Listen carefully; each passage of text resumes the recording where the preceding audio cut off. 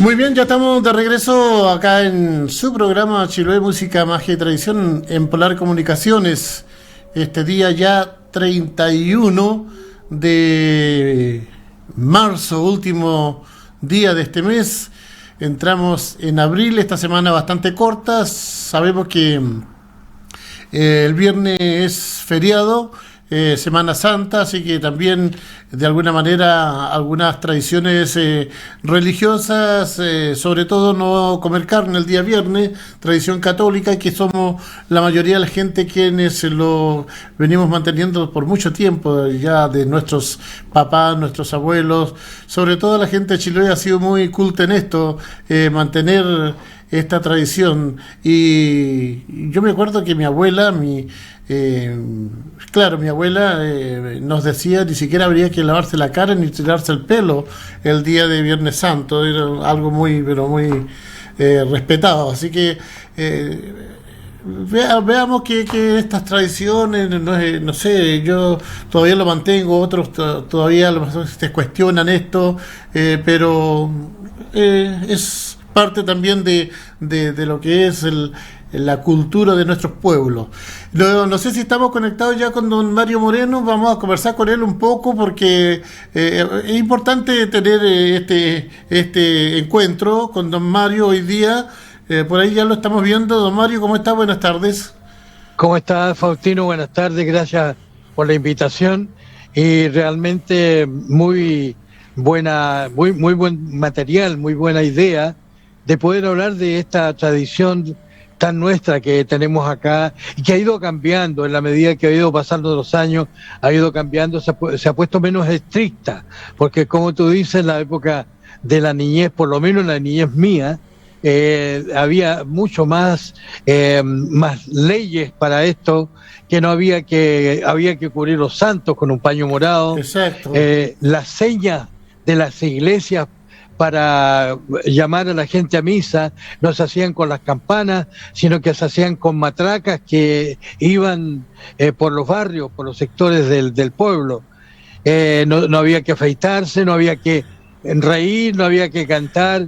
O sea, era mucho más estricto que ahora, que nosotros enorme. Incluso ya estamos dejando esa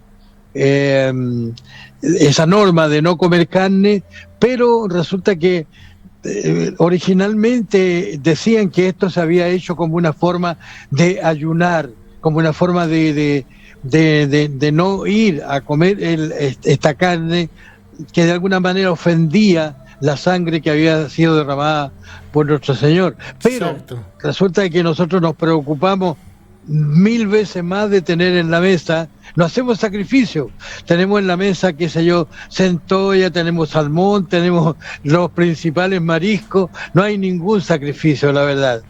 Así es, don Mario, y también tenemos que ir viendo de que si uno va analizando los tiempos, las épocas, hoy día el Viernes Santo mucha gente lo toma como una fiesta, no sé, de hacer hasta asado muchas veces, juntarse la familia, no sé, hasta he visto que funcionan las discotecas, hacen fiestas también populares, lo que no se hacía, no sé, 20, 50 años atrás. Claro, efectivamente, como tú dices, Faustino, en este momento se toma como un día feriado, no un día de recogimiento, porque es un feriado católico, claro, pero resulta que es un feriado de recogimiento, es un feriado para que nosotros podamos de alguna manera recordar el sacrificio de Jesús en la cruz. Pasa lo mismo que en la época de Navidad. El niño Dios se olvida, y eso se celebra en la Navidad, el nacimiento del niño Jesús en un humilde portal de Belén. Sin embargo, nos preocupamos del arbolito de Pascua, de Papá Noel o el viejito Pascuero, sí, de los regalos, etcétera.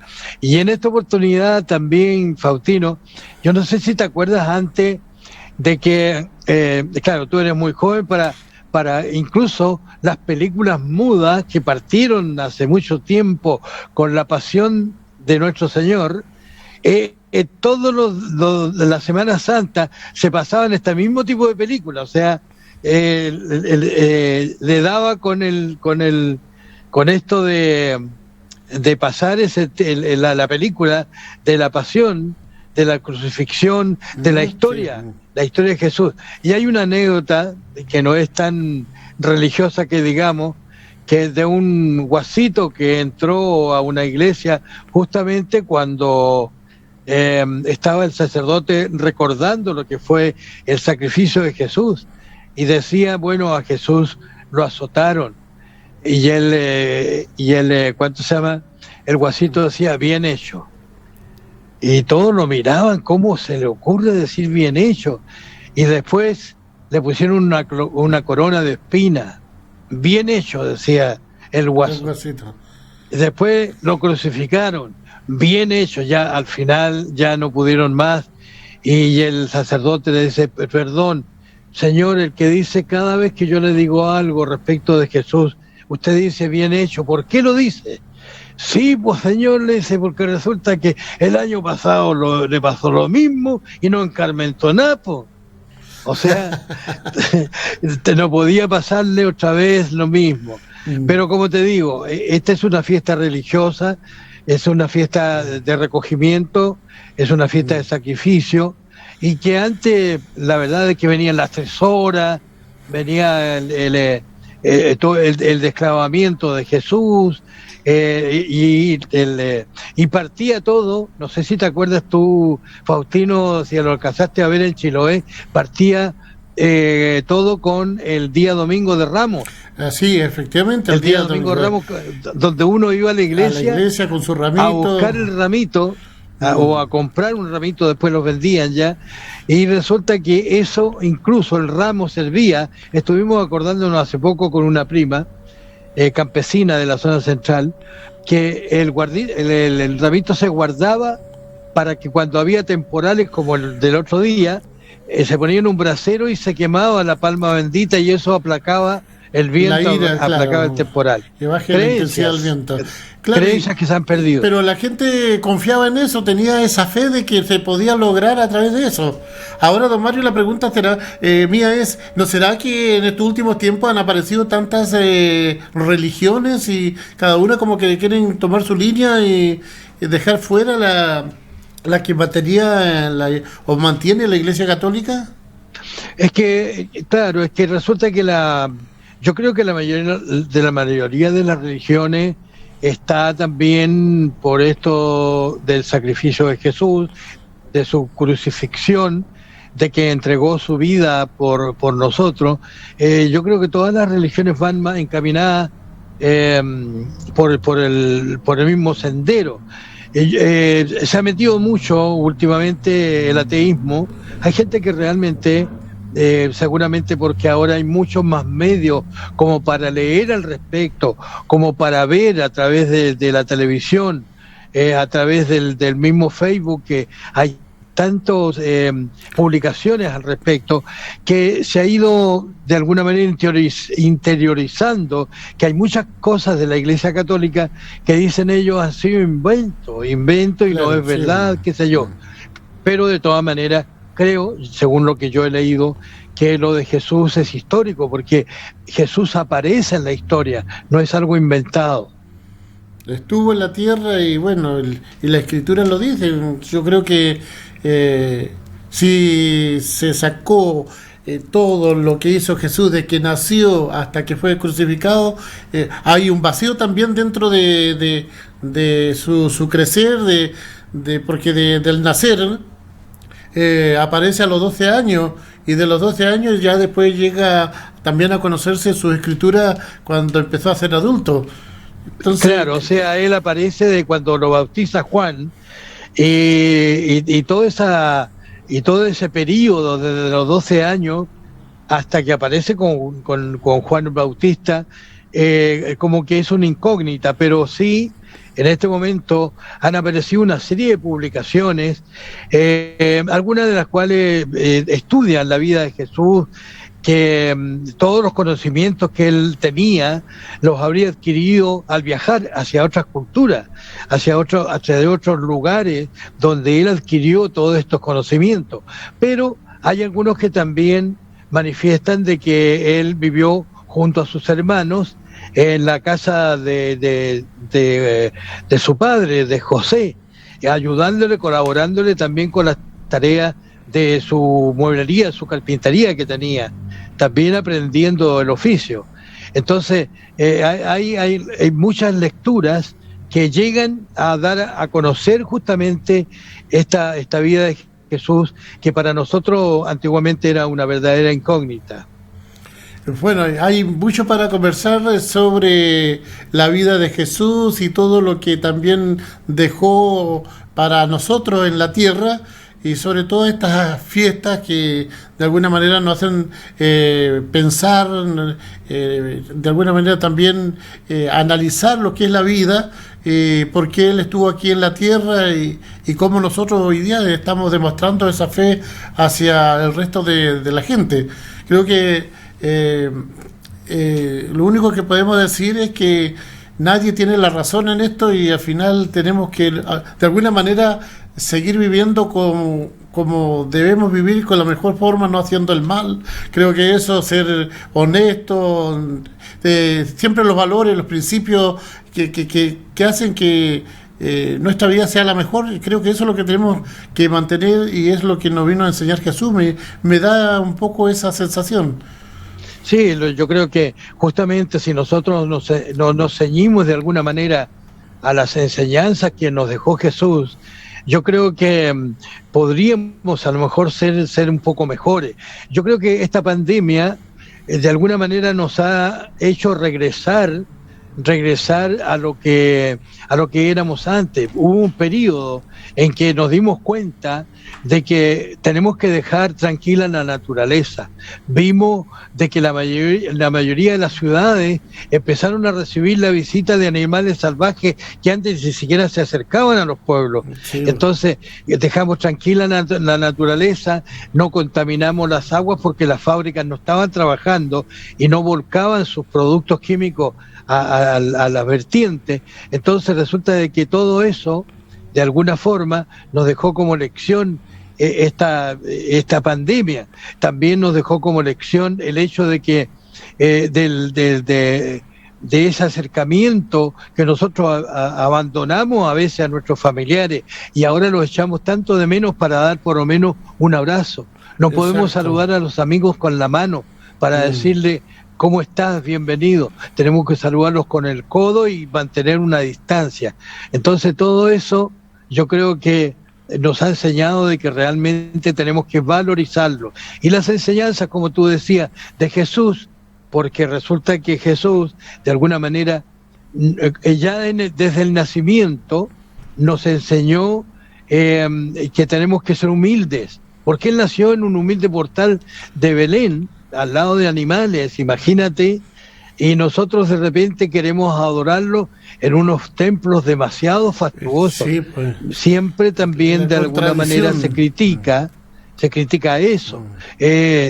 La verdad es que ahora hay una situación que no sé si podemos hablar de ello, pero de todas maneras están pidiendo las iglesias los permisos para reunirse en torno a la religión, pero resulta de que yo creo que el templo más grande para orar, para comunicarse con Jesús, con Dios, es la tierra. O sea, ¿qué templo más lindo que un cielo tachonado de estrellas? La soledad al lado del mar, la soledad en un bosque, para comunicarse con el Padre y decirle, yo estoy aquí. No es necesario que estar en la iglesia para que uno llegue a Dios, pues llegue a Jesús, exactamente, donde uno pueda orar, pueda expresar su sentimiento, y que nuestro Señor o Diosito nos escuche, lo va a hacer igual.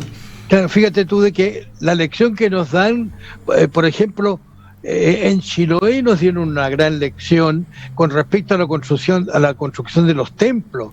Sí, cada cual, cada vecino, cada poblador de algún sector de Chiloé contribuyó con madera, con tejuela, o sea, incluso trabajo. Creo que las iglesias no utilizaron un solo clavo para ser levantada.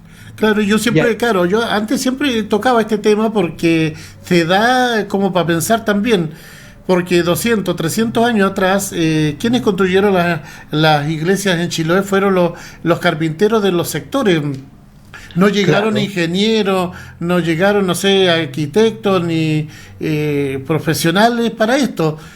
Solo seguramente alguien que guiaba cómo había que hacer la construcción, pero todo era gente que entregaba su trabajo gratis para ver dónde profetizar su fe, y hacían cada construcciones y con puras donaciones. Entonces hoy día, viendo la realidad, si se quisiera hacer esto, ya creo que no se podría hacer.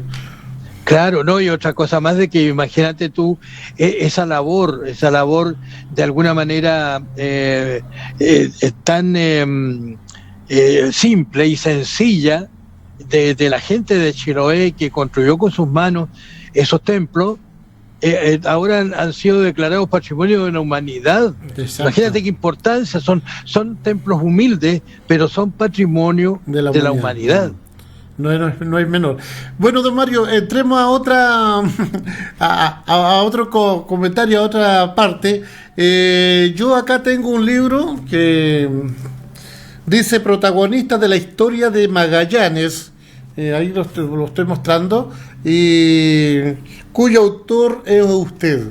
Cuéntenos de qué se trata este libro, porque yo lo vi muy interesante, salen muchos personajes magallánicos, y como bien dice el título, protagonista de la historia de Magallanes.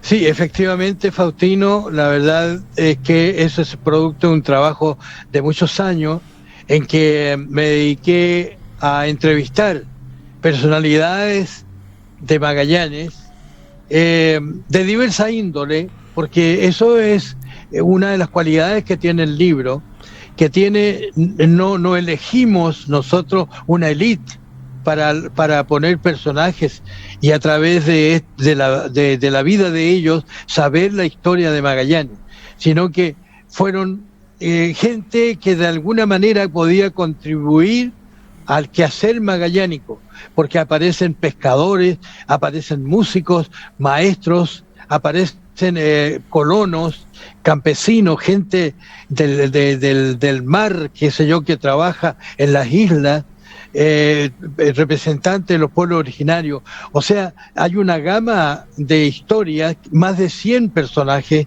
que está la vida de ellos ahí, y a través de su vida justamente se conoce cómo fueron cuando niños, dónde nacieron, quiénes fueron sus padres, cómo vivieron su niñez en el lugar donde desempeñaron sus primeros años.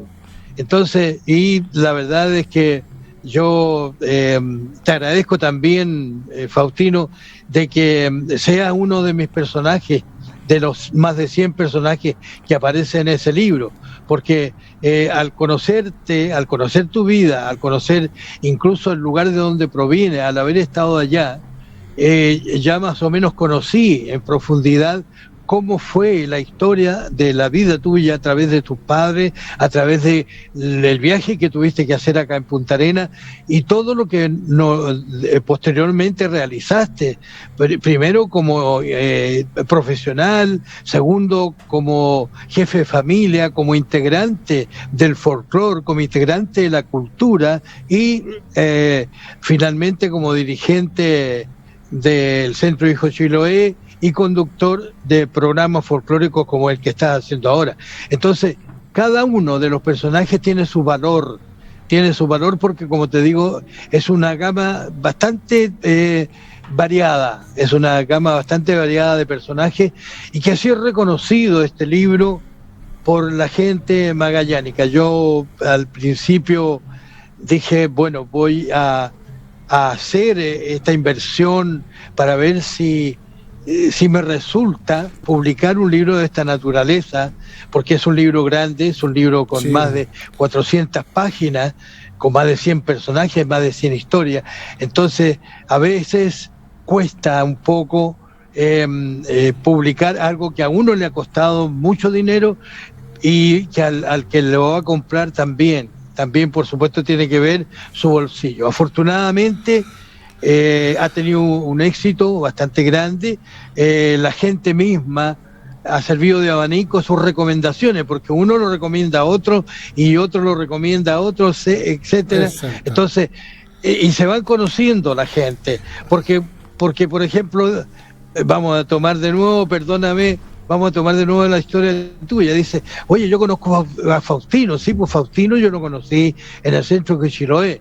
Oye, pero en la historia que aparece de su vida ahí, aparece todo lo demás.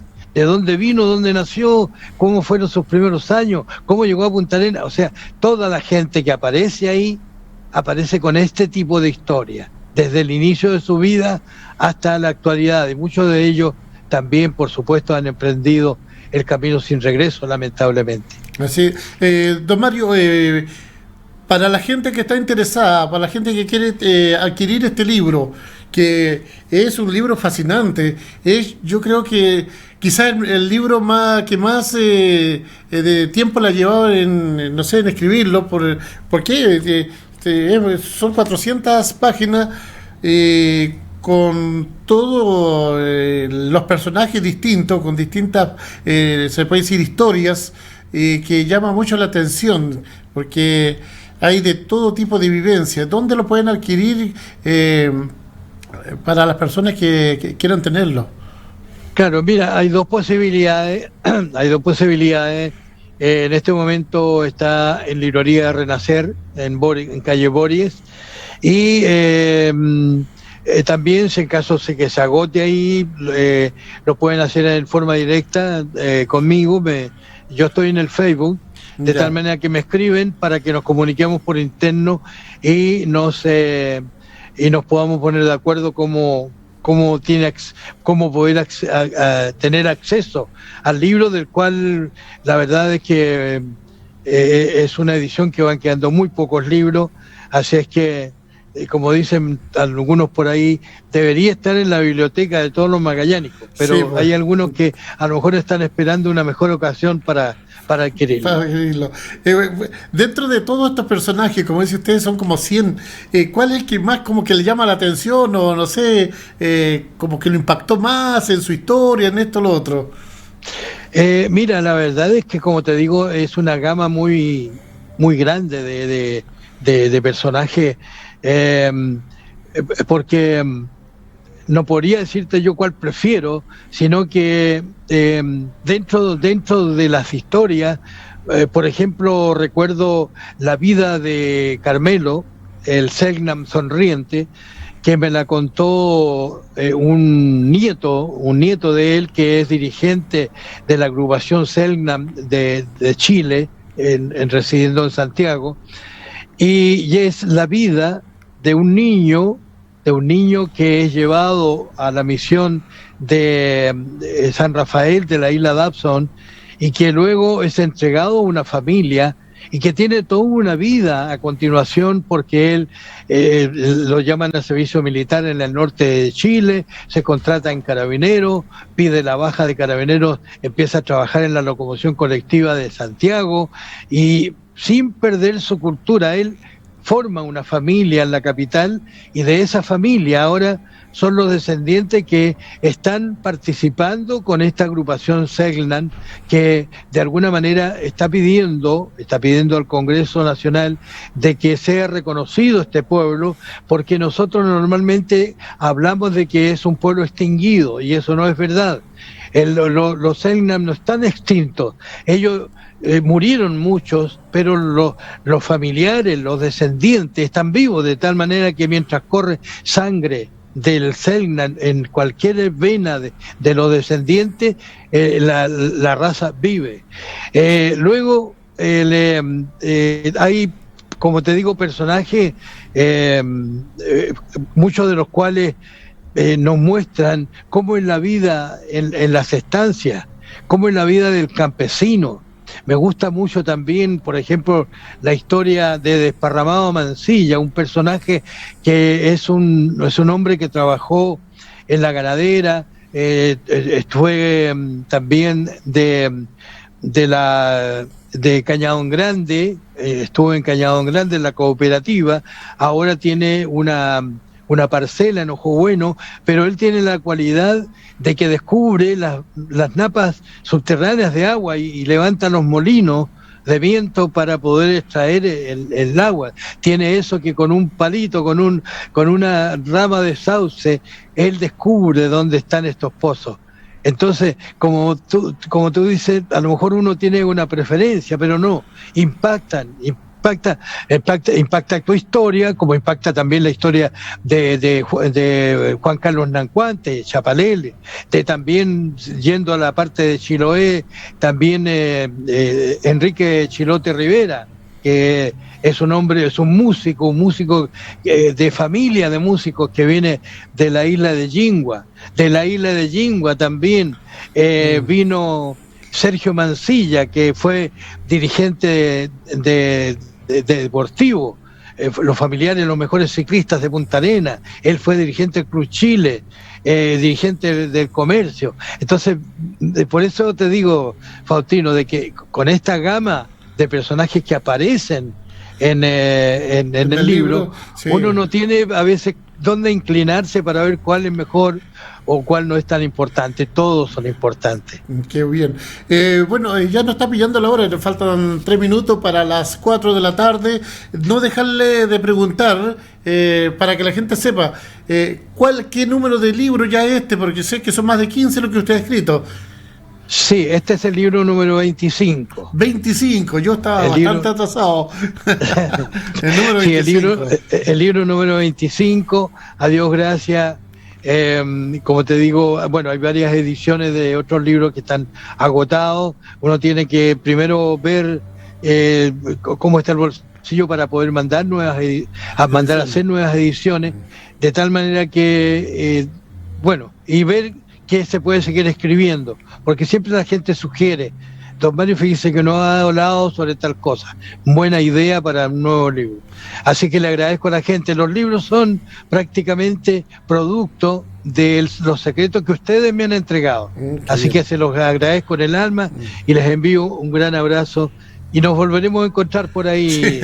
Sí, don Mario, gusto también de tenerlo acá en nuestro programa, y siempre como que falta tiempo para seguir conversando, pero la hora en radio, en los medios de comunicación, que como que estamos como marcados, así que no podemos tampoco extendernos. Así que por ahí cualquier cosita lo vamos a estar nuevamente llamando para compartir este espacio que ustedes también saben mucho de Chiloé. Gracias, don Mario. 30 segundos. Que por favor, la gente, yo sé que la gente de mar tiene que ganar sus pesos, pero hoy día estaba viendo los valores de los mariscos y pescados en Santiago, y la verdad es que los choritos están a 1.000 pesos, las chorgas están a 1.500, los pejerreyes están a 3.000 pesos el kilo, y la verdad es que para venderlos en Santiago ellos los tienen que traer de la costa muchos kilómetros. Acá están cerquita, que no suban tanto los precios para que la gente pueda tener entonces acceso a eso. Eso es mi pedido. Listo. Bien. Nos estamos viendo, nosotros igual acá junto a Ricardo Sánchez, que está en los controles, los mandos técnicos. Nos despedimos, será, si Dios así lo quiera, hasta el próximo miércoles en otro Chiloé Música, Magia y Tradición. Buenas tardes. Polar Comunicaciones, radio, televisión y redes sociales presentó Chiloé Música, Magia y Tradición. Conduce Faustino Aguilar.